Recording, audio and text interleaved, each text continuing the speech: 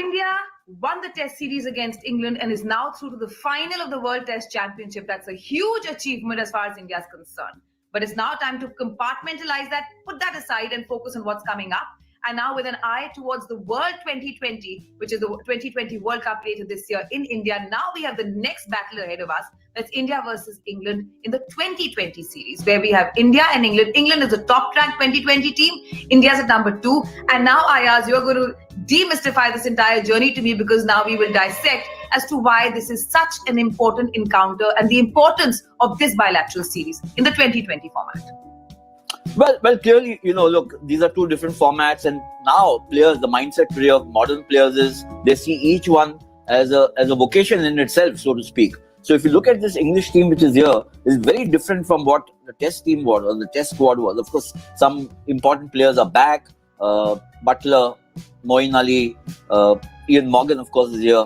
And this is a very formidable England team. So I think India's, the gauntlet has been thrown at India.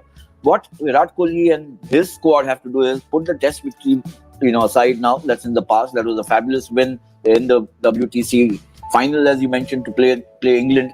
But these 5 matches are going to be the last 5 T20 internationals before the World Cup. Yes, there is the IPL where you can still assess form and all. But I'm going by what Vikram Rathod, the batting coach for India, said. He said, in these 5 matches, we'll have maybe a clear idea of what the batting lineup would be in the World T20 Championship, which is about 7-8 months away. So that's how far they are planning. And I think, look, when you look at the lineup of the England team, there's Butler, Bairstow, Jason Roy, David Malan, Ian Morgan, Ben Stokes, Jofra Archer. I mean, this is a formidable lineup. And white ball cricket, England have been top of the pops. One of the complaints that there has been about the Test team which England brought was there was too much back and forth. This whole rotation policy meant Butler played 1 match, made an impact, went away. Moeen Ali played 1 match, made an impact, went away. And then they've come back now. Where Morgan is concerned, and people are saying this is because of his strength of personality and obviously his results as a captain white ball cricket, that he's been able to get all the players he wants, not relying on the rotation policy at all. So this is going to be a tough assignment for the Indian team. Also, I asked, like you said, very interestingly, this rotation policy in a way has served well, because through this rotation policy and now getting whoever they wanted for the 2020 series, they have managed to expose a large chunk of the England players to the Indian conditions ahead of the 2020 World Cup, which is probably what was in their sights in the first place. It was. I mean, having said that, let's, players like Morgan himself, Ben Stokes, Bairstow, Josh Butler, Jofra Archer, they've been around in the Indian Premier League. So they've been exposed to the conditions in India and the players who they are going to confront, the Indian players. So there's a lot of experience there. Moeen Ali, Adil Rashid has been here on a previous tour. So this England team has got experience, it's got a lot of young players of great talent. I think above all, what they've got is Ian Morgan, a captain who may not appear very dashing on the field. He's very, in a sense, measured and always in control of himself. But the brand of cricket that they play, and we saw it even in the ODI World Cup in 2019, is all-out aggression. So there's no respite. Even if they're losing wickets, the tempo doesn't slacken. That's been the great, that's been the hallmark of the English team in the T20 and 50 over formats that they've been playing in the last maybe 3-4 years. Yeah, absolutely. I was reading up. England has been undefeated in the last 8 consecutive T20 series. India has been undefeated in 7. So it's really a clash of titans. They're equally matched. Head-to-head is even keel. 7 lost, 7-1 for each. So, there's on paper, it's very difficult to predict which way it's going to go. Of course, the home conditions, etc., is all there, and we're going to discuss that. Let's start with India right now, and the fact that, unfortunately for Varun Chakravarti, he has blown yet another chance of making it into the Indian squad for the 2020 series, and the entire thrust once again on fitness, as Virat Kohli has said very pointedly, that this is the bare minimum you need to have to even think of making the team. I completely agree with Virat Kohli, and I think there is no excuse for any player to not be fit, so to speak, because there's this yo-yo test and all the other tests that it's now become mandatory for players to clear. Is not something which has sprung up in the lockdown period. This has been around for the last 3 years. I mean, players like Mohammad Shami have earlier been dropped because they didn't pass the yo-yo test, or Bhuvneshwar Kumar, etc. So Varun Chakravarti, having reach this stage has to make the extra effort to become, India fit, as I call it. You can't not be fit. And I mean, Virat has brought about a paradigm shift in the way the Indian cricket team treats, or Indian cricket treats fitness. So this is well known. It's no longer a mystery. So I think that both him and Natarajan, who's had a shoulder injury, Chakravarti and Natarajan, Chakravarti also missed the Australia leg because he wasn't fit. Natarajan played there, is injured, and now he is not completely fit. So I think that this is a lesson, and in this there is a message for all players. It's not just about Chakravarti and Natarajan. Let's talk about, speaking of the IPL, and let's talk about Rishabh Pant, who did not have a very, memorable IPL, but he has done such a fantastic job over the last 2 test series, 7 test matches, rejigged his fitness, his wicket keeping has gone up several notches. Would I be correct in saying he is perhaps the X factor now in the India team? He is the X factor even without putting on his wicket-keeping gloves. When India went to Australia, he was not in the limited overs format matches of the series because KL Rahul was keeping wickets. And Pant, there was this feeling that he has got too much flubber around his girth, his midriff, and let's keep him for Test cricket. The shorter formats where it's more demanding physically. But he's worked extremely hard, and not only has he worked extremely hard on his fitness and his wicket keeping, he's just become, such a smash hit with the bat that you can't afford to ignore him. And a guy in such red hot form, you cannot keep him out. So I'm assuming, of course, and why assume? I'm sure this is true, that he's passed the yo-yo test. So he has to be in the team.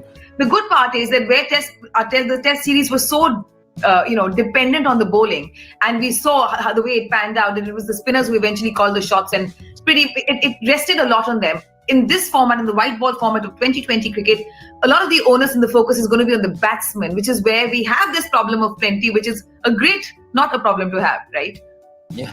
No, absolutely. Look, I think T20, the focus is largely on the batsman from a popular point of view, from a spectator point of view, because, the batsmen are supposed to provide all the action. It doesn't mean that the bowlers are, should be obscured. I think as T20 has evolved, we found that bowlers have become more and more important and integral. I mean, they are integral in a game of cricket, but more and more important. And not just that, what they do in T20, then they translate or take it to other formats. We've seen that happen, the carom ball and all these kind of deliveries, like in Ashwin, who they first tried out in the T20 format. And some of these players have come from T20 and made places secure in the test format or the 5D format. Ashwin himself, Jadeja, you look at some of these players who came via the T20, via the IPL into test cricket. And, therefore it struck me as a little ironic that somebody like R. Ashwin, Virat Kohli in his press conference said that unless Washington Sundar messes it up right royally, Ashwin doesn't find a place, because Ashwin actually came into the Indian test team through the Chennai Super King T20 route. And now he's at his peak as a test match bowler. He can't find a place in the team. That shows you what the abundance of talent is in Indian cricket today. So true. And like you were saying, talking about bowling, and of course the death over bowling, which becomes the main talking point where 2020 cricket is concerned. Jofra Archer, one of the key khiladis for that particular role, his injury has been a concern. Do you think that's going to be a big drawback for England? It will be. I mean, if Jofra Archer is not there, it's a big setback. In fact, in my opinion, it's a bigger setback than losing a top order batsman, because Jofra Archer, with the new ball, first couple of overs in the death, last 2 overs, has been formidable for England as well as for Rajasthan when he plays for them in the IPL. He's got he bowls that awkward length which doesn't allow batsmen to hit him so freely. He's got hot pace, and he's basically a fantastic T20 bowler. And again, Archer is one of those who came via the T20 format into Test cricket. So if they lose him, even for the first couple of matches, it's going to be a big setback for England. Speaking about red and pink ball and now white, the action here is also going to be in Ahmedabad. The much debated and talked about headlined pitch all over the world. It's expected to assist the batsmen a lot. Also offer some support to the spinners. What can we expect from there? I don't think we'll get the pitches like what we saw in the test matches, because look, the square has about, I think, 7 or 8, tracks. So they will obviously choose and curate it to an extent. See, while a test match, low-scoring test match can also be extremely exciting, if you have T20 matches where teams make 105, 95, 88, it's not going to carry much appeal for spectators.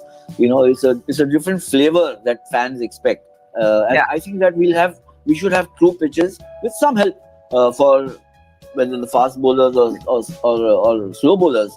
But by and large, what has been established now more or less is that if you get scores of 165, 170, then matches are competitive and they last the distance.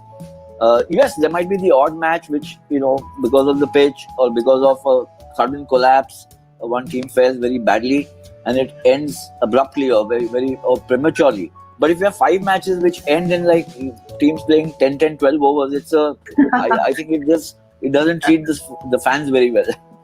Yeah, not fair. Definitely. But in Singapore, we have all the cricket action on Hotstar, which is recently launched in Singapore, which is so refreshing, to have all the matches.